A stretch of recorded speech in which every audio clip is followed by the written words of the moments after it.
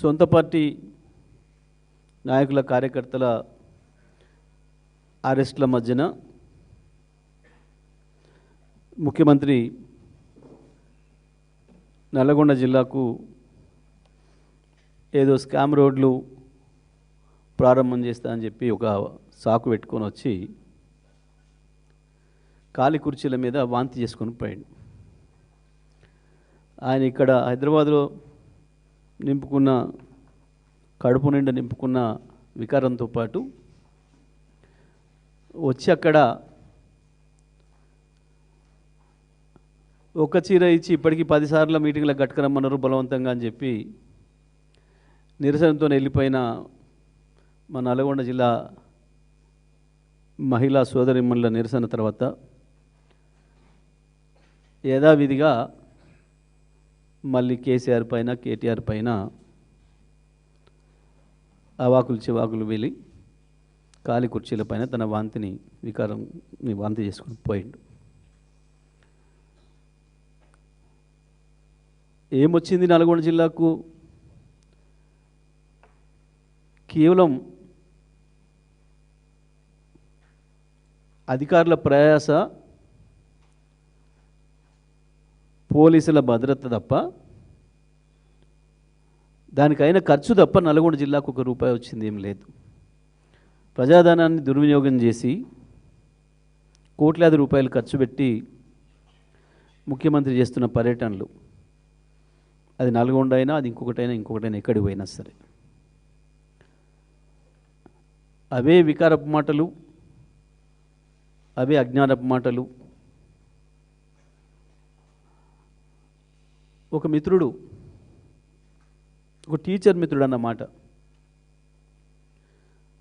మేము కూడా వాస్తవానికి అప్పుడేదో ప్రభుత్వం మారితే ఇంకో ప్రభుత్వం వస్తే ఏదో చాలా చేస్తాడు మాకు అనుకుని మేము ఓట్లు వేసినాం. కానీ అప్పుడవే తిట్లు ఇప్పుడు ఇవే తిట్లు తప్ప మాకు వచ్చింది ఏముంది?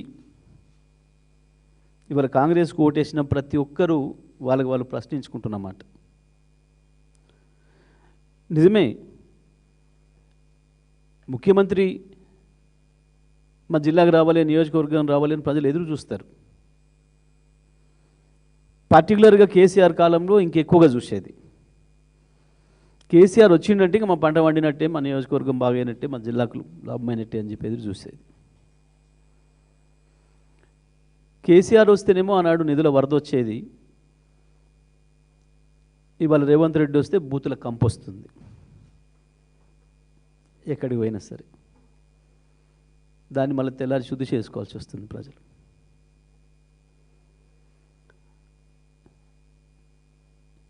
నిజమే, నువ్వు నీ హెలికాప్టర్లో దిగి ఆంచి సభాస్థలికి పోయేటప్పటికీ అవతలని హెలికాప్టర్లో నుంచి నీకు కనపడ్డ ప్రతి అభివృద్ధి నల్గొండలో కేసీఆర్ ఇచ్చింది, కేసీఆర్ చేసిన అభివృద్ధి తప్ప నీవు వచ్చిన తర్వాత ₹1 నల్గొండ నియోజకవర్గానికి కానీ, పట్టణానికి కానీ, జిల్లాకు కానీ, ఉమ్మడి జిల్లాకు కానీ వచ్చింది లేదు.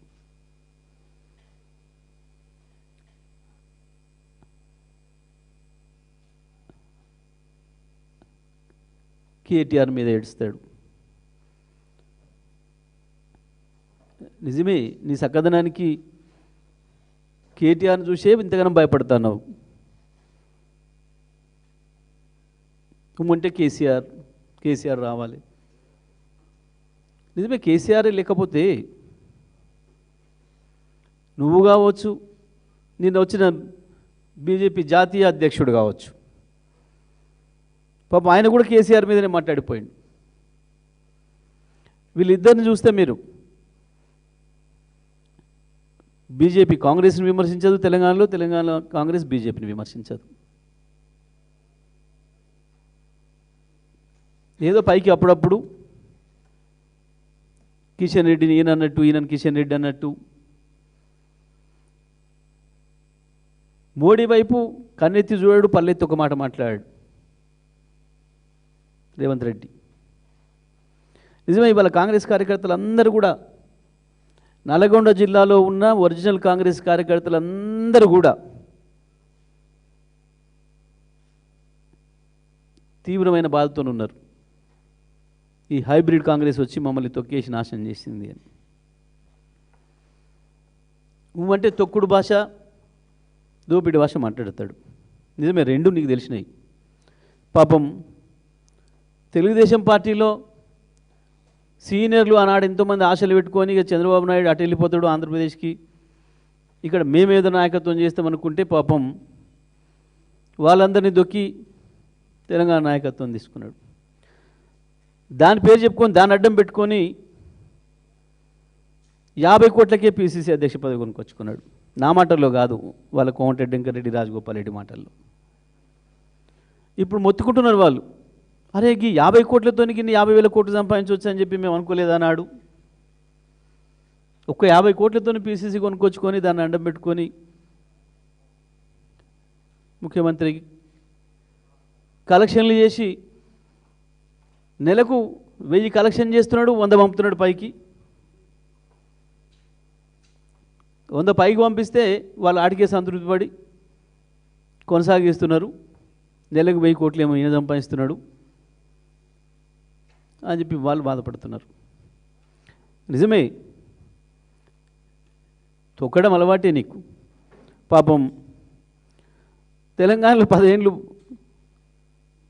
అంతకుముందు 20 ఏళ్ళు 30 ఏళ్ళు వాళ్ళకి జ్ఞానం తెలిసిన కానించి పాపం ఆ 3 రంగుల జెండా, కాంగ్రెస్ జెండా పట్టుకొని తిరిగిన బట్టి కావచ్చు, ఉత్తమ్ కావచ్చు, పొన్నం కావచ్చు, దామోదర్ రాజనరసింహ కావచ్చు, శ్రీధర్ బాబు కావచ్చు, కోమటిరెడ్డి సోదరులు కావచ్చు, అందరిని దొక్కే పిసిసి తెచ్చుకున్నావు. దోపిడీ చేసి కలెక్షన్ చేసే పదవి నిలబెట్టుకుంటున్నాం ఇవాళ. నీకు తెలిసిన పదాలు గివే, నీకు వచ్చిన భాష గదే.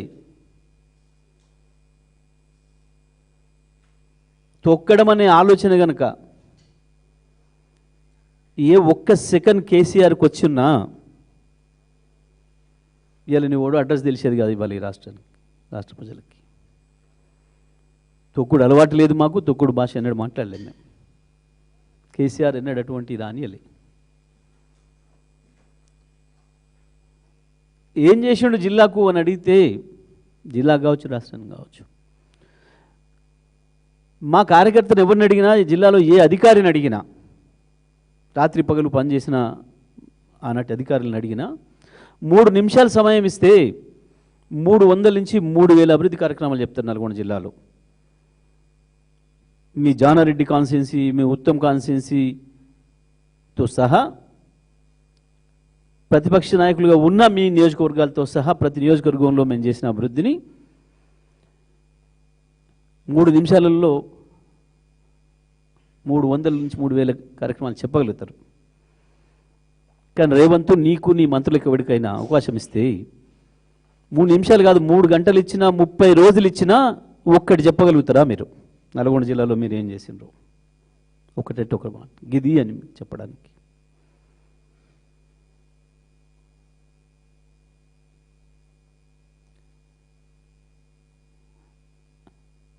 అవే దుర్మార్గపు మాటలు. ఏంటిది? మనుషుల గురించి, ఎత్తుల గురించి, పొడుగుల గురించి ఎవడు మాట్లాడతాడు? అయితే సబ్జెక్ట్ లేనోడు మాట్లాడతాడు, లేదా సంస్కారం లేనోడు మాట్లాడతాడు. సబ్జెక్టు లేనోడు, సంస్కారం లేనోడు మాత్రమే మాట్లాడతాడు ఆ భాష. ఏం చెప్పాలి నువ్వు? కేటీఆర్ జిల్లాకు వస్తే ఇవన్నీ విమర్శ చేసిపోయింది, నా మీదకి ఇది అడిగిండు, నేను ఇది చేసినా లేదు, బీఆర్ఎస్ హయాంలో ఇది చేయలేదు చెప్పాలి. కేసీఆర్, కేటీఆర్, ఇతర బీఆర్ఎస్ పార్టీ నాయకులు ఎవరు మాట్లాడలేదు. నేను వ్యక్తిగతంగా నీ గురించి మాట్లాడలే, నీ ఎత్తుపొడుగుల గురించి, నీ గొంతు గురించి మేము మాట్లాడలే. మాట్లాడమ్మా, నువ్వెంత దిగజారినా నీ సంస్కార స్థాయికి మేము దిగజారం.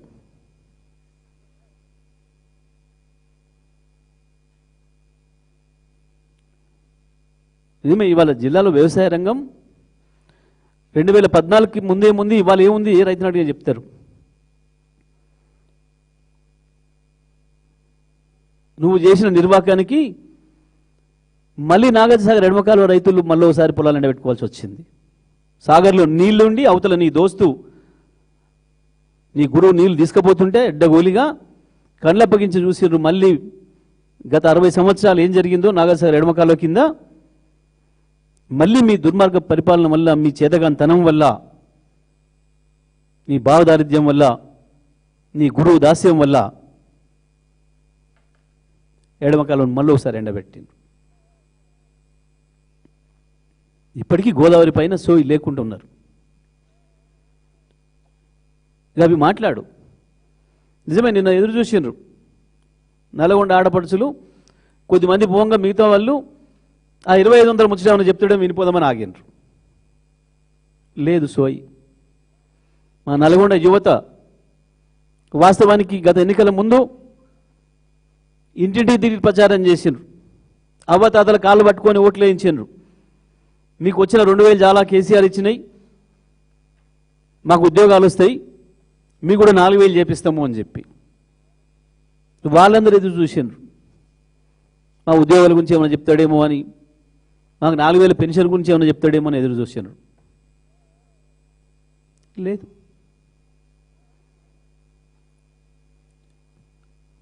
₹1000 ఇస్తానన్న మాట నిలబెట్టుకుంటాడేమో, ఏమైనా చెప్తాడేమో, మా ఆటో కార్మికులు, మా రైతు కూలీలు ఏదో చూసిరు. లేదు.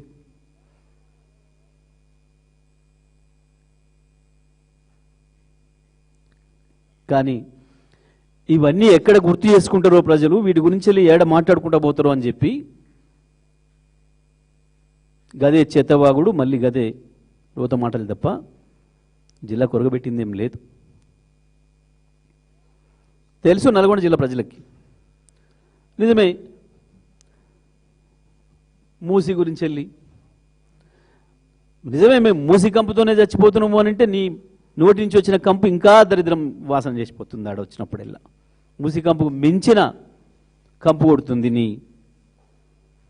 అసహ్య మాటల వల్ల.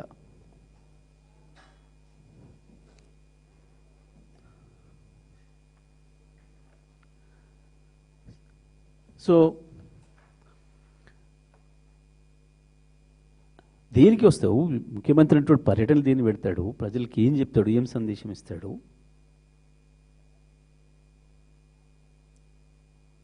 ఎస్ఎల్బిసి గురించి మాగినావు. పోయినసారి ఏం మాట్లాడినావో, ఇప్పుడేం మాట్లాడినావో అందరికి గుర్తుంది జిల్లా ప్రజలకి.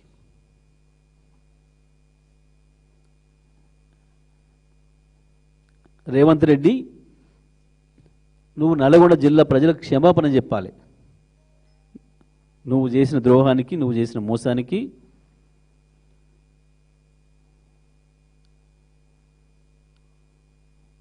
తొక్కితే నువ్వు కాంగ్రెస్లో, తెలుగుదేశం వాళ్ళు కాంగ్రెస్ వాళ్ళు దొక్కినామేమో, కానీ కేసీఆర్ గురించి మాట్లాడేటప్పుడు ఒళ్ళు దగ్గర పెట్టుకొని మాట్లాడడం నేర్చుకో.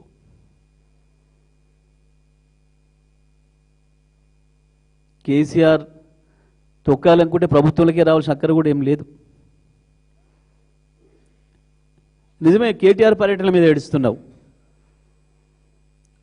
ఒకసారి కేటీఆర్ వెనుకబడిని సిఐడీల వీడియో పెట్టుకో, తెలుస్తుంది ప్రజలు ఎట్లా ఆదరిస్తున్నారు.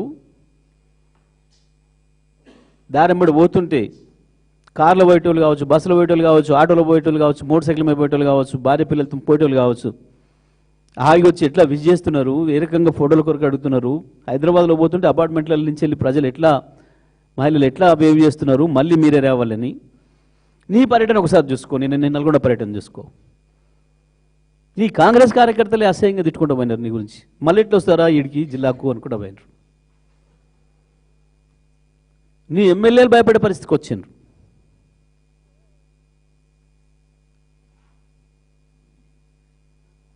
నీ మీటింగ్ రావడానికి నీ సొంత పార్టీ ఎమ్మెల్యేలు భయపడే పరిస్థితికి వచ్చిండ్రు. గాలం దొక్కుతామేమో కానీ బీఆర్ఎస్ సైనికుడిని ముట్టుకోవడం నీ తరం కాదు, నీ తాత తరం కాదు, గుర్తుపెట్టుకో. తొక్కితే దొక్కొచ్చు నీ కాంగ్రెస్ పార్టీలో, తెలుగుదేశంలో ఆనాడు వాళ్ళని దొక్కొచ్చు సీనియర్లను, ఇవాళ కాంగ్రెస్ పార్టీలో దొక్కొచ్చు. కానీ వాళ్ళందరూ కూడా చూస్తున్నారు. సందర్భం ఎప్పుడు వస్తే నిన్ను ఎట్ట దొక్కాలనా అని. అప్పుడు అడ్రస్ కూడా మిగలదు. రాజకీయాల్లో పదవులున్నా మాజీలైనా ప్రజలు గౌరవించే పద్ధతిలో ప్రవర్తించడం నేర్చుకోవాలి.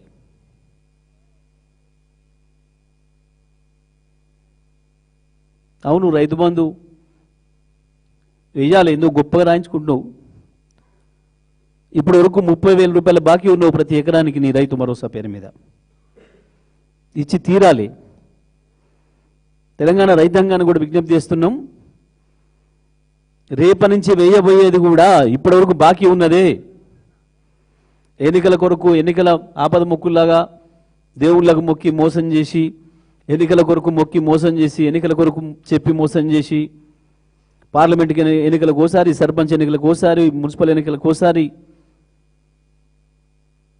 నీ తాత సొమ్ము కాదు, ప్రజలకు ఇచ్చిన హామీ తెలంగాణ రైతాంగం సొమ్ము. నిజమే, కేసీఆర్ వచ్చిన తర్వాత ఈ రాష్ట్రంలో 60,000 ఉన్న ఆదాయాన్ని, రాష్ట్ర ప్రభుత్వ ఆదాయాన్ని ఏడాదికి 3 లక్షలకు తెచ్చాడు. 1,12,000 ఉన్న తలసరి ఆదాయాన్ని 3.5 లక్షలకు పెంచిండు. 3.5 లక్షలు ఉన్న స్థిరాస్తిని, రాష్ట్ర ప్రభుత్వ స్థిరాస్తిని 15 లక్షలకు తీసుకొచ్చిండు. మీ ముఖానికి రూపాయి వెరగలే. 2.5 ఏళ్లలో ఇప్పటికీ వచ్చిన ఆదాయము నువ్వు తెచ్చిన అప్పులతో కలిపి 11 లక్షల రూపాయలు మీ బొక్కసాలకు చేరినాయి, ప్రజలకు చేరలే.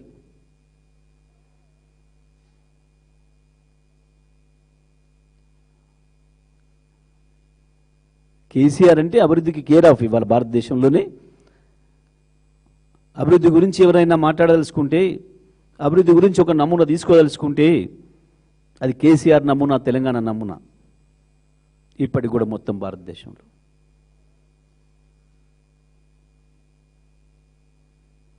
ఈ చెత్తవాగుడు, ఉతవాగుడు,